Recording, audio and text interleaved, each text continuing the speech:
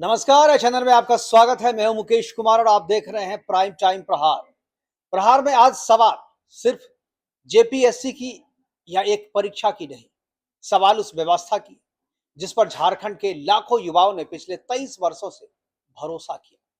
सवाल उस आयोग का जिसने झारखंड बनने के बाद हजारों अधिकारियों और कर्मचारियों के चयन की जिम्मेदारी निभाई। लेकिन आज वही आयोग एक बार फिर गंभीर आरोपों के घेरे में है। छात्र कह रहे हैं कि परीक्षा में धांधली हुई है, पारदर्शिता नहीं बरती गई है और उनकी मेहनत के साथ न्याय नहीं हुआ।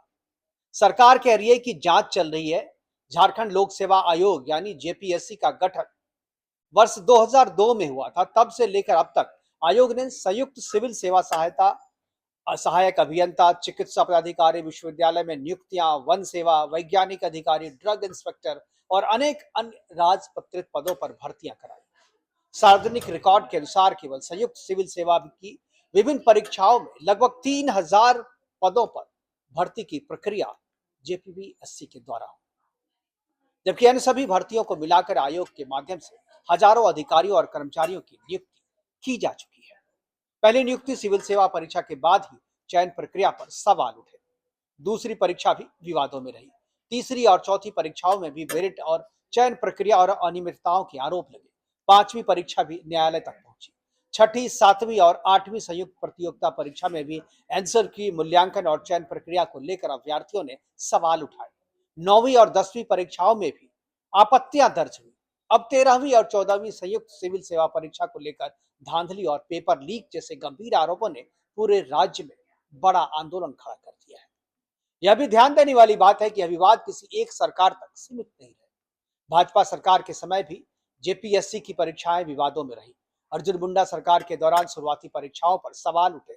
मधु कोड़ा और शिबू सोरेन के कार्यकाल में भी चयन प्रक्रिया को लेकर विवाद और न्यायालय लड़ाइयां लड़ी गई। रघुवर दास सरकार के दौरान भी अभ्यर्थियों ने मूल्यांकन और चयन प्रक्रिया पर आपत्तियां उठाई और अब हेमंत सोरेन सरकार के कार्यकाल में एक बार फिर जेपीएससी परीक्षा को लेकर बड़ा छात्र आंदोलन चल रहा है।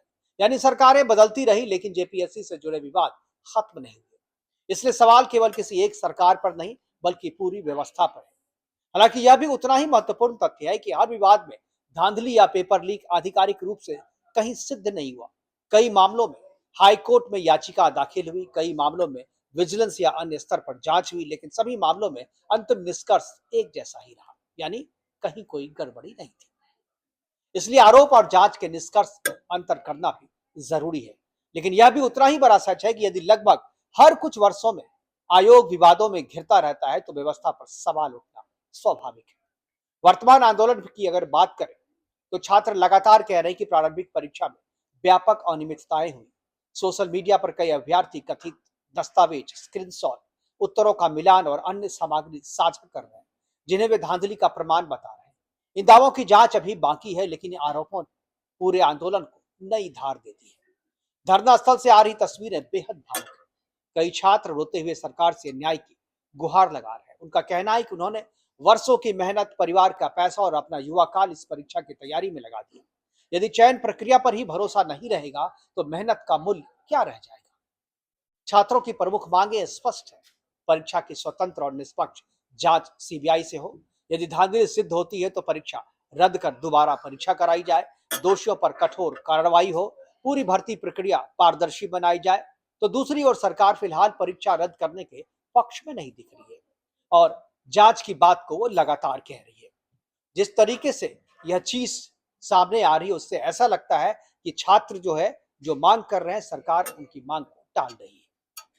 तो क्या केवल जांच से छात्रों का विश्वास वापस आ जाएगा? ये एक बहुत बड़ा सवाल है। अब भर्ती प्रणाली में व्यापक सुधार की आवश्यकता है, यह भी हम बात करेंगे और आज प्रहार में हम बात करेंगे और कुछ सवाल उठाएंगे अपने पैनलिस्ट से, इसका जवाब जानने चाहेंगे। और पहला जो सवाल है कि क्या झारखंड का पूरा सिस्टम ही करप्ट हो चुका है? क्या जेपीएससी के करप्ट तंत्र को बचाने के लिए ही सीआईडी की जांच चल रही है? क्या झारखंड के करप्ट तंत्र को हर दौर में सरकार का साथ मिलता रहा है? क्या जेपीएससी धांधली के खिलाफ उठ रही छात्रों की आवाज सिस्टम के व्यापक करप्शन के खिलाफ राष्ट्रव्यापी आवाज बन पाएगी? यदि पिछले 2 दशकों में अलग अलग सरकारों के दौरान बार बार विवाद उठे तो जिम्मेदारी किसकी तय होगी? सरकार आंदोलनकारी छात्रों से सीधे संवाद करने से क्यों बच रही है? क्या इससे अविश्वास बढ़ रहा है? छठा और आखिरी सवाल कि सरकार परीक्षा रद्द करने की मांग को क्यों स्वीकार नहीं कर रही है? क्या जांच पूरी होने तक सरकार का यही रुख रहा होगा? और अंतिम सवाल कि क्या सोनम वांगचुक के समर्थन के बाद से आंदोलनकारी से बात करने का दबाव सोरेन सरकार पर बनेगा?